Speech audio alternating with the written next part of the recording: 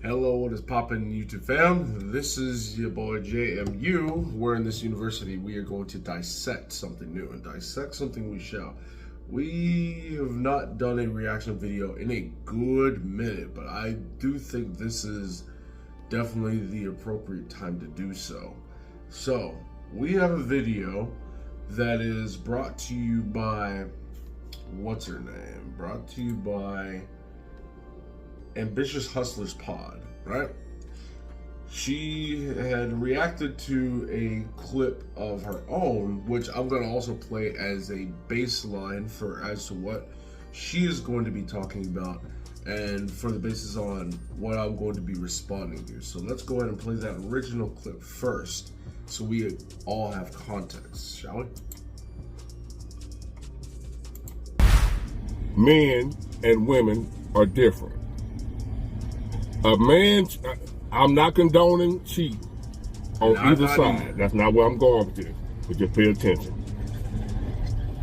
A man cheating and a woman cheating is two different things. It's still cheating, but a man see it differently what a woman does than how a woman sees it when a man does. We as men, we can't take it and get over it. Most of us can't. Now you got some men that'll try, but it'll never be the same. He gonna always, if your man caught you cheating and then y'all trying to work it out or whatever, he gonna always throw it in your face. He gonna always be remembering and thinking about it. He'll never let it go. And your marriage will never be the same if a man catches you. Women, on the other hand, are able to process it, get over it, and heal from it. It may take some time, but women do heal from it. Maybe not Men fully. Never. You can only hurt a man once when it comes to cheating, and he's done with you. Because all we can picture in our head, whether it's true or not, we're going to be thinking the man was bigger than us. We're going to be thinking about how he was doing you. We're going to be thinking about all the stuff you do with us, you doing with him. You might be doing more with him than you do with me. Or with your husband. That's what we're going to be thinking. We're going to picture the sounds you was making, the sounds he was making, him sweating on you, him inside of you, everything is going through our head, is what we picture. I don't know what a woman pictures, but as a man, when we find out our woman be with another man, even though she done been with other men before us, once she's my woman, once you're his woman or his wife, the men in the past don't matter now. It's a fresh start. You're his. So nobody should come after him. He can't do nothing about who came before, but nobody should come after. And if somebody come after him, especially while he's with you and you're married, it devastates a man. Shakes him to his core. A lot of times women say to men, who hurt you? Because y'all know when a man is hurt, how it does us. That's why y'all like to throw that in our face. Because you know it's hard for us to get over that. We're not like y'all. We're not built like y'all. We can't handle that. Y'all would say a man can dish it, but he can't take it. That's true. I'm not going to deny that. Yeah, that's true. That is true. And this is a perfect case of it. A man can dish it, but he can't take it. I thought we was in 2024. Okay. So, that is the context, right? And Baby Boo did respond with that saying, I thought we were in 2024. So, this may take a minute. Honestly, this reaction is probably going to take two parts. I can already feel it. Because I think the first part is definitely going to be a lot of baseline fundamentals, right? I think we all need to be on the same page and on the same wavelength when it comes to understanding key fundamentals between the intersectional dynamics between the man and a woman, right? first off, before I respond to her, right? He said, you know, what we already know, but why is that? Why can't we take it, right? Why are we so visual? I think that is one of the biggest issues, is that we are too damn visual for our own good, right?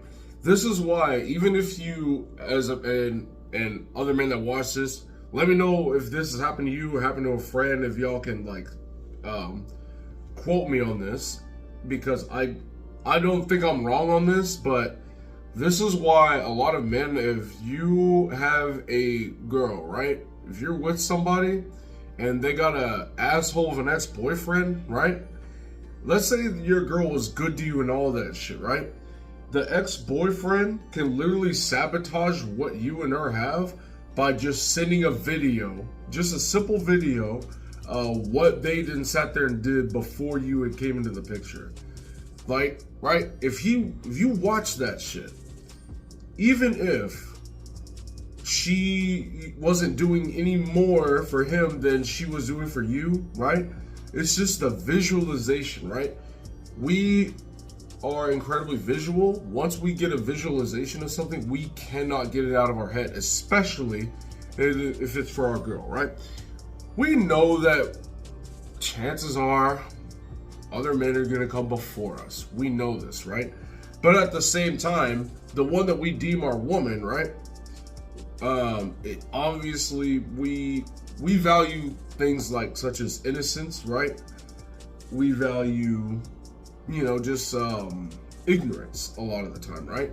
So even though we mentally know that she likely has had a history of other partners before us, we still want the illusion. We want the illusion that we are the only person that she has been introduced to. This is why the whole, oh, I've never done this before, this, that, and the third. This is why that is so attractive to us, because it feeds into that illusion that you have not been with another man, right? Because that is still like an ingrained thing within us, unfortunately. So, and I talked to one of my best friends about this. You can have a really good relationship with your girl, but if she has an asshole of an ex-boyfriend and sends a fucking video of them two together, it's done. It's over, right? Even if she's been good to you and all this stuff, like it, the moment we have visual confirmation of another guy, right, in the picture, right, we can see him, we know what he looks like, we know what he sounds like, and all this stuff, right? And we hear the sounds that she was, the distinct sounds that she was making with this guy, talking dirty, whatever, right? It's gonna just get put on replay over and over and over again, and it's not gonna leave, right? We're not going to look at her the same way. We're just not, right? And God forbid if he finds out that her and the ex-boyfriend were doing things that y'all haven't done yet, or she refused to do with you. God forbid. At that point, you know it's over, right? You know what time it is. You know she's settling for you, all that stuff. Like deep down, we know she doesn't see you the same way she sees him, type stuff, right? That's just another thing. So, all that to say, even though it is 2024. We, as men, women, human beings in general, we are still slaves to our instincts. Our baser instincts, we are still slave to. The same way we operate now is similar to the same way that we operated back when we were living in caves and tribes and things like that. That ingrained, just instincts has not gone away, right? This is why men have this revulsion to the image or even confirmation that there has been another man, right? Mentally, of course, we're in the modern times. Mentally, we have we know this, but emotionally and psychologically, we are not there yet, right? And our emotional and psychological instincts are still tied to back when we were in caves. Meaning, when a woman would get with a man back then, you were her first and only. That's kind of how it was. First and only, that's it, right? There was no such thing as previous men before, unless the man, her previous man that she had kids with, that bared his children, died in battle, died to a honey accident, whatever. You know what I mean? That's just kind of how it was. So this concept of having all of these previous partners and all this other stuff, even back like prior to what, even up to a century ago, back in 1923 or 24, was still a foreign concept, right? Having all these previous, it's all foreign, right? So times may have changed, but people have not. That is kind of the thing. Like, we try, but now look, right? Everything's out of whack. Things don't make sense. So now that we've established that baseline, right, that we as people are still slaves to our instincts, at the end of the day, time does not matter, right? It doesn't matter if we're in 2084. Guess what? Men are still going to be the same as things were back when we were still living in caves. So time is a non-factor. We're biologically programmed a certain way for a very good reason. So let's continue. Like I said, I already know I'm going to break this up into 2 parts anyway, so we're going to have to keep this moving. You mean to tell me it's men out here that think when they cheat is different from when a woman cheat? What? Yes. Are you serious right now?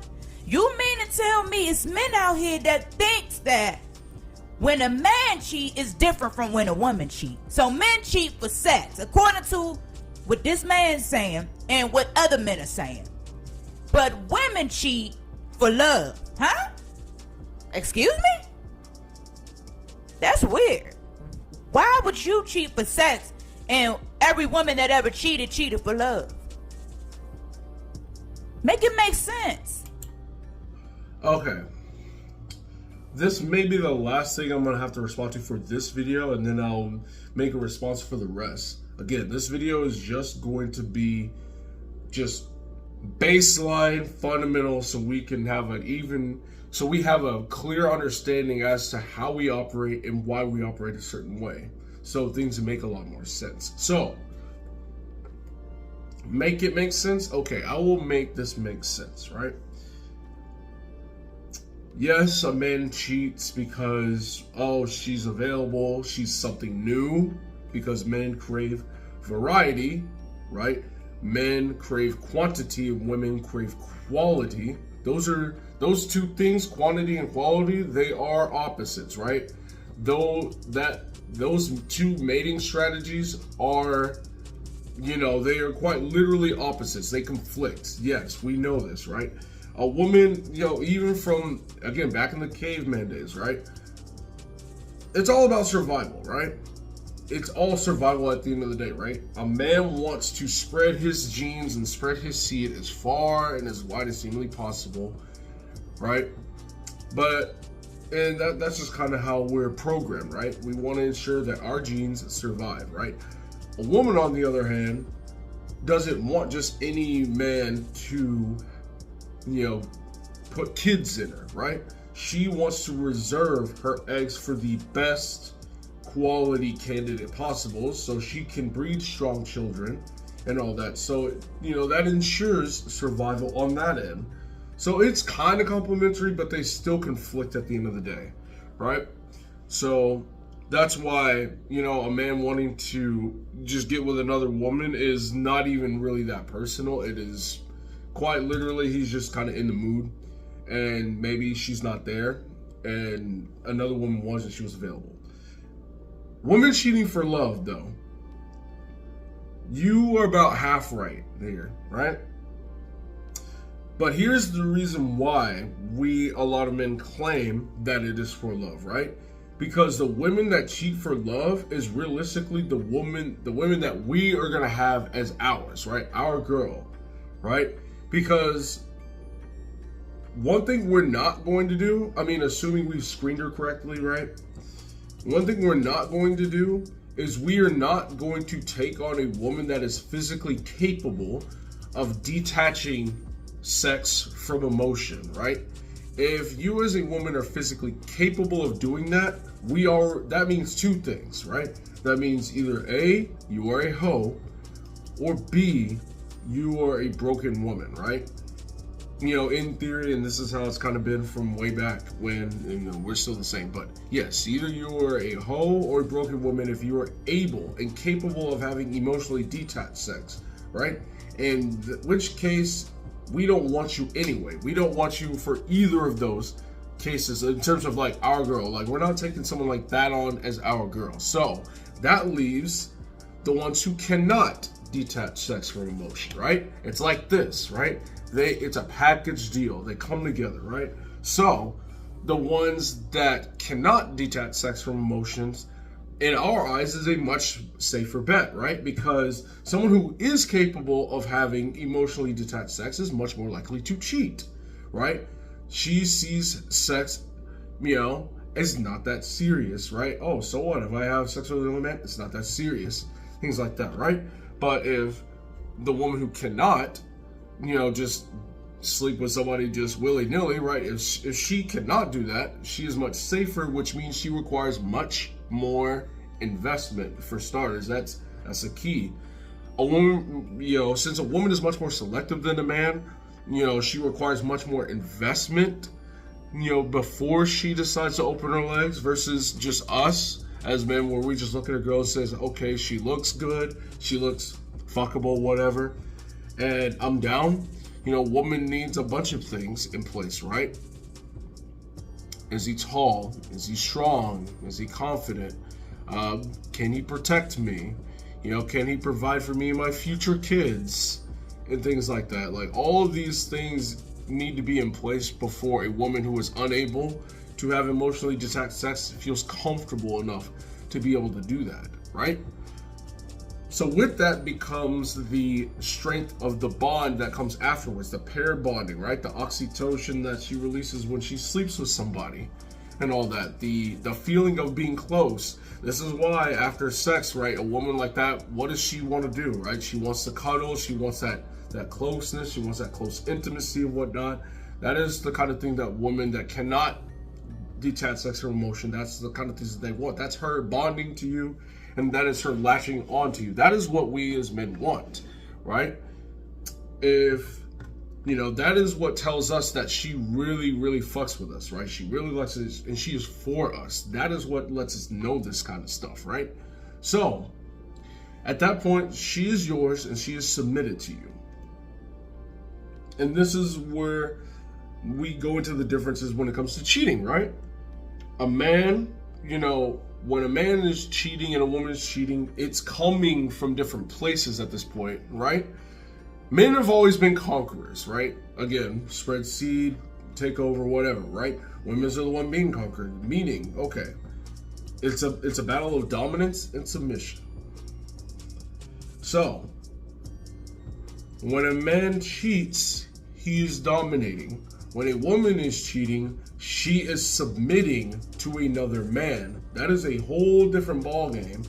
I ain't submit to shit when I cheat, right? But if she's cheating, she has removed her submission enough from the current man that she's with and given it to another man, right? Do you have any idea how crazy this is? How strong and how insane it must be for a woman that's supposed to be bonded to you. Again, a man can misjudge. He could have just gotten with a hoe, whatever, right?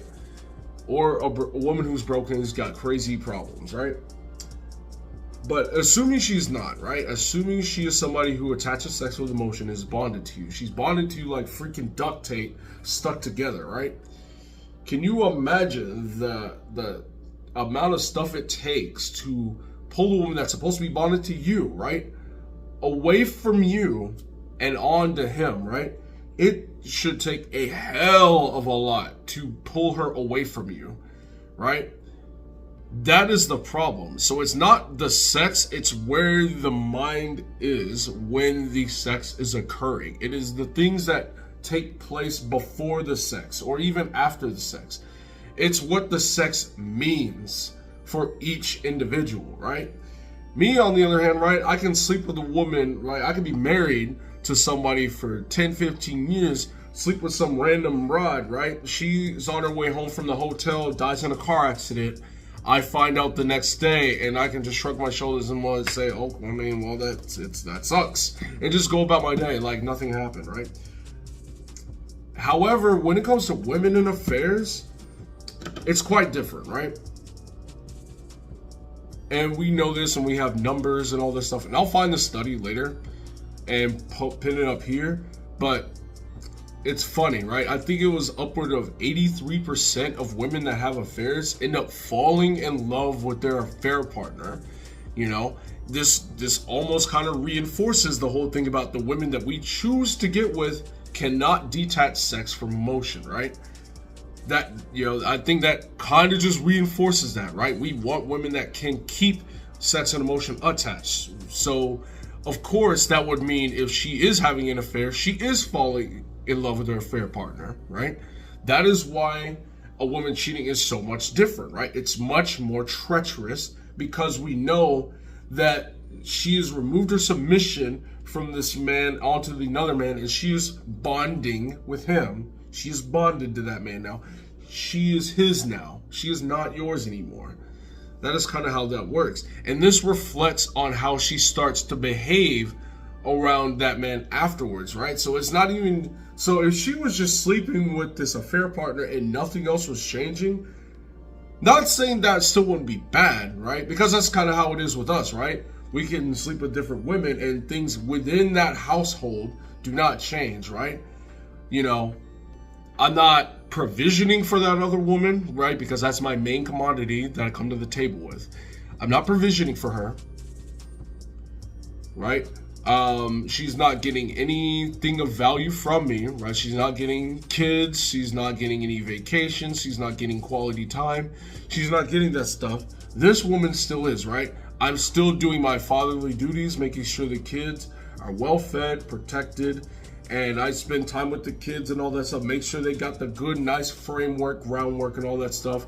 My wife still has, you know, vacations coming up in a few weeks and all that BS, right? Like, you know, I'm still getting in their handbags, still getting in their cars, and I'm still, you know, feeding her that affection and this and the third.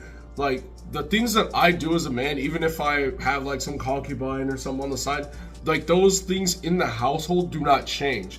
On the other hand, on the woman's side, those things do start changing. The household starts to deteriorate when that shit happens, right? She starts, the intimacy starts going down. She starts making excuses a little bit more and more. She's starting to emotionally detach more, and that starts to affect, again, your marriage, the intimacy levels. It starts to affect her wifely duties, and sometimes, not all the time, but sometimes it affects her motherly duties, right? I've seen stories of, like Reddit stories, like one in particular, a man was suspicious of his wife's activities because some things was just like not adding up, and things were just kind of different for a couple months, right? This man comes back home from work, and like he noticed that she was consistently on the phone with somebody, and she hadn't believed it was his friend. But one day he comes home, and I think it was like a toddler, like, or maybe like not a newborn, but you know, this baby's able to crawl, right? Somewhere in between 1 and 2 years old, was on the floor crying and found out that his diapers have not been changed for hours, right? And he looks to find out where the wife is, and she's in the backyard on the phone, kikiing and cackling with the affair partner, right? Things like that. That's kind of because she is so wrapped up in this partner, the affair fog. Again, 83% of women that have affairs end up falling in love with their affair partner, you know, to where the household starts to suffer.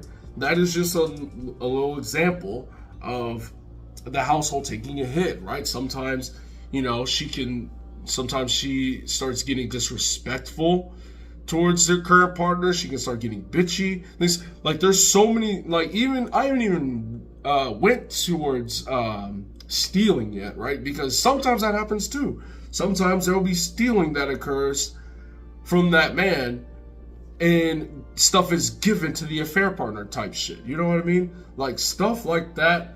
Like there's just the kind of stuff that takes place when a woman is having an affair.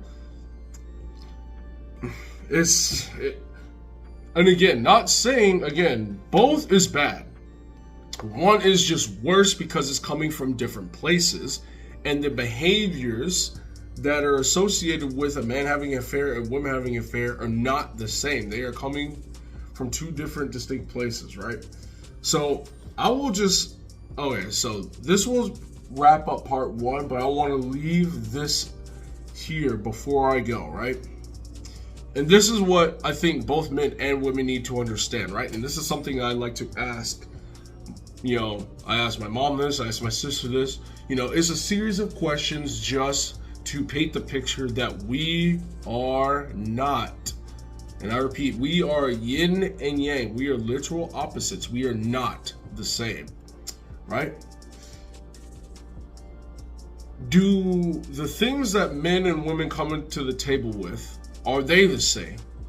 The answer is no. The things that men and women are attracted to, are they the same? Are they symmetrical? No. Our expectations of one another, are they the same? Typically, no. How men and women show love, are those symmetrical? No.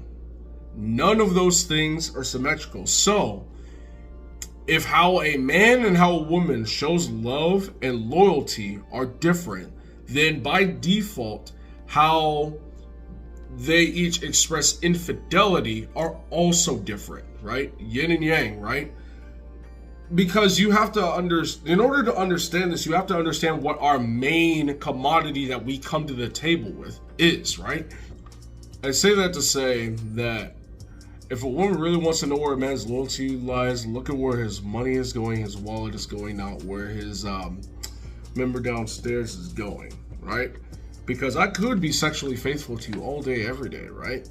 However, if I don't take you on trips, I don't buy you a car, I don't make hard investments into you at all, I don't give a shit about you. That's kind of how that works, right? Attraction for men and women are not symmetrical at all. You know, attraction is not symmetrical, the things we come to the table with, all that stuff, it is all asymmetrical, right? So I say all this to say, like, and this is something that has been lost within time, right? Back then, right, even like less than 100 years ago, this used to be an unspoken, unwritten rule, right? A man and woman would come together and we would essentially make a deal. Hey, I'm the man here. Okay, you're coming to me, right? Let's make a deal, right? You give me relationship security and a legacy, i.e. family and whatnot, and in exchange, I will give you physical and financial security. Those things are typically understood. That is our main commodity. A man's main commodity is his resources and his protection, and a woman's main commodity is her sexual fidelity, right? Her looks. And that's how it's always been, right? So when a man does hook up with some other girl, he is not compromising his physical and financial security. However, when a woman is having an affair, guess what she's compromising? She's compromising, one, that man's legacy, because, you know, prime example, look at Will Smith, right? His legacy, got dragged through the mud, red table talk, all that stuff, right? And two, the relationship security has been gone, right? And now he has to question whether or not his kids are even his. That was another reason why men coveted purity, innocence, and stuff like that. You know, covet the image of no other man coming before her, so he never had to question whether or not that kid was ever his or not, right? And again, we have modern things in place like DNA testing and whatnot, but guess what? We're still slaves to our instincts way back in the day, right?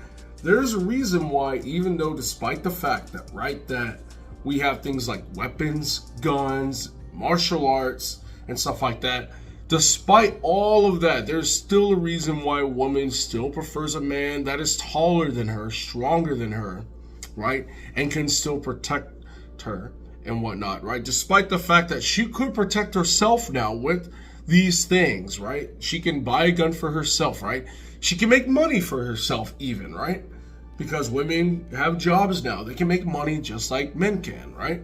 But there's a reason why she still, in the back of her head, prefers a man to be a provider and all this other stuff, right? Even though technically in this modern world, that is not necessary anymore, right? But guess what? Just like men are still slaves to their instincts, women are also still slaves to their instincts as well.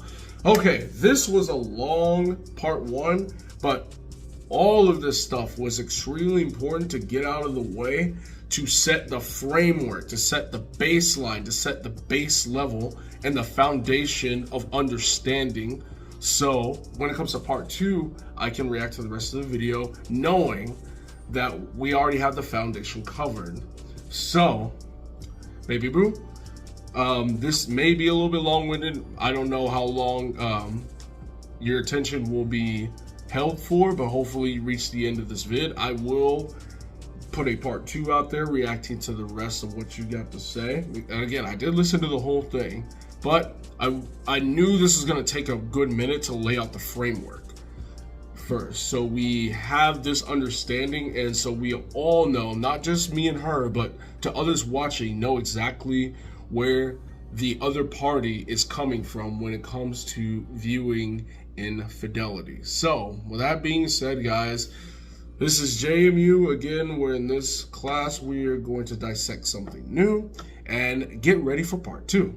So with that being said,